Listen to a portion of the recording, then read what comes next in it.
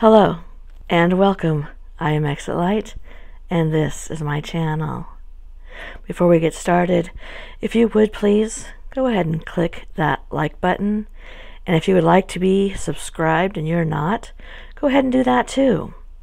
And if you'd like to be notified when my content goes up, please go ahead and click that bell.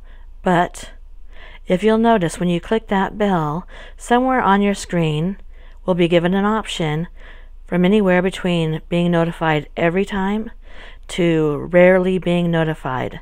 Just keep clicking that bell until you get the option you would like.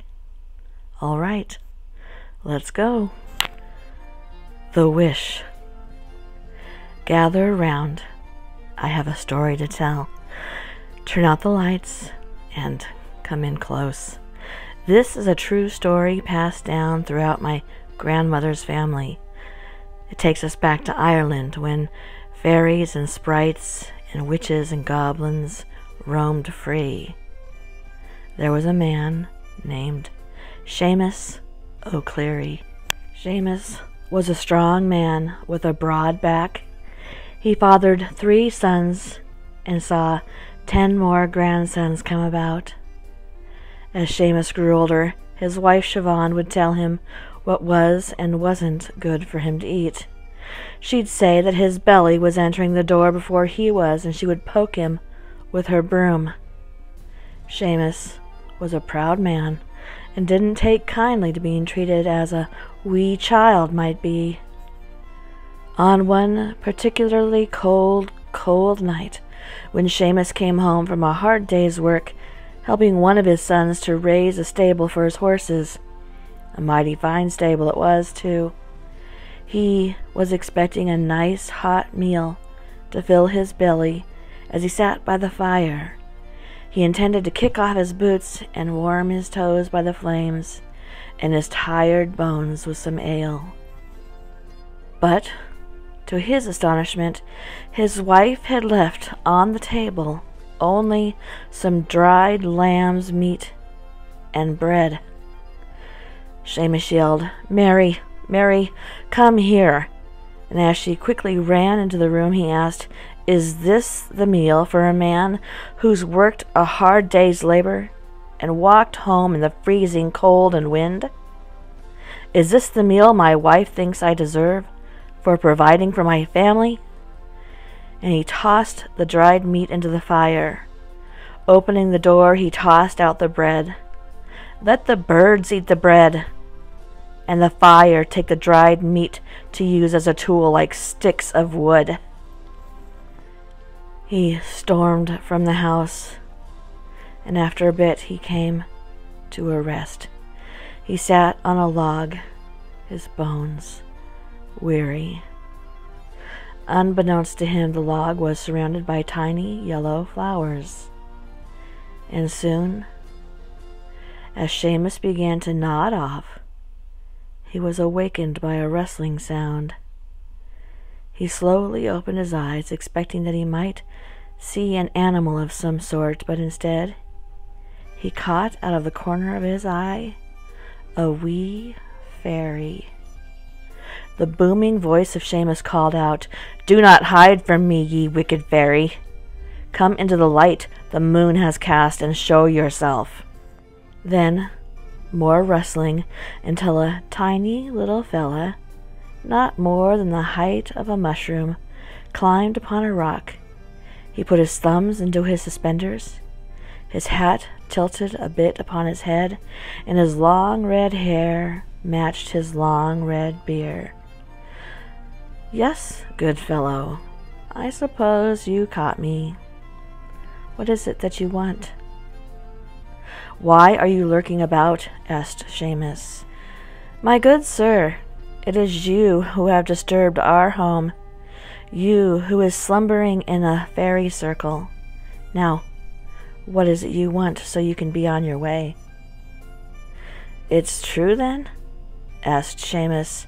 He'd grown up hearing of the fairy wish, and also how the fairies were untrustworthy and beguiling. Seamus was weighing this knowledge when, "Sir, you are testing my patience. What is it You wish. Seamus thought long and hard, scratching at his own beard. All right. I want to know the exact day I shall die, he said, thinking that it was as brilliant a wish as any.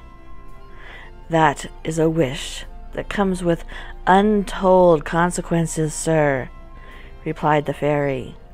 Seamus bellowed. You asked my wish, and that is my wish. The fairy began to wring his hands.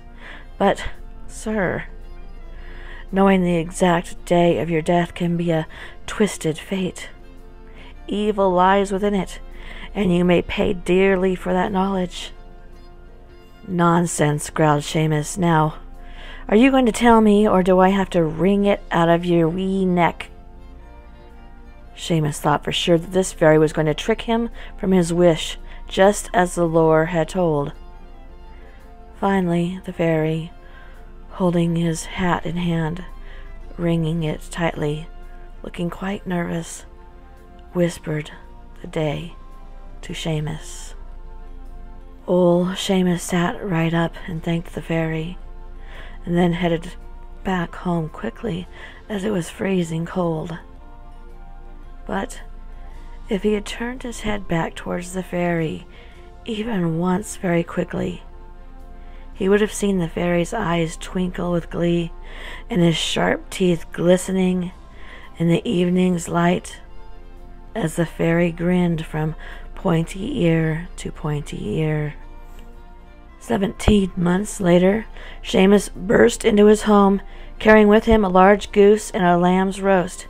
Behind him was the baker and the man who owned the dairy cows, each with their arms filled to the brim. There was milk and curdled cheese, cakes and puddings and pies. Seamus dropped the large goose upon the table and demanded that his wife cook it up with roots and spices, and the same with the lamb too, and hurry. I don't have all the time in the world, don't you know.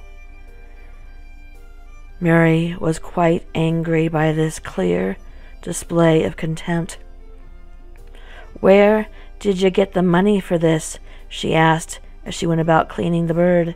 I have used the savings, replied Seamus angrily.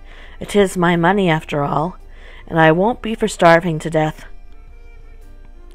Mary was quiet as she went about her work. She wasn't about to tell him that she, too, had some money saved up. Quite a large sum, too. What with all the grocery money she'd stashed away. You see, a few years ago she'd been on a little walk. She'd hardly ever got time to her own thoughts. So she sat down on a rock and remembered that as a child she would play there. No cares in the world. She would dream of buying beautiful dresses and attending gorgeous parties in the city.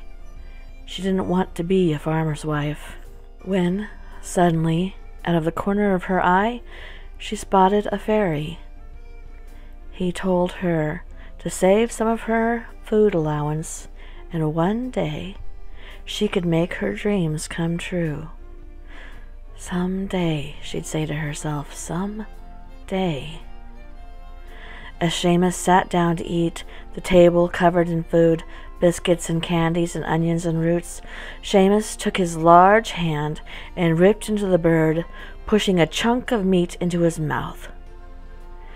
He closed his eyes and relished his meal, knowing what the fairy had told him, that today was the day. He wasn't sure how he would go, but he hoped that he'd go gently into the night during slumber. Then, suddenly, he sat straight up. He grabbed at his throat. His face turned bright red and then blue as he fell backwards, hitting his head on the floor and cracking it like a melon. Out of his throat popped out the wishing bone, which had been stuck in his gullet. And Seamus laid there, dead. And Mary thought of the dresses she could buy.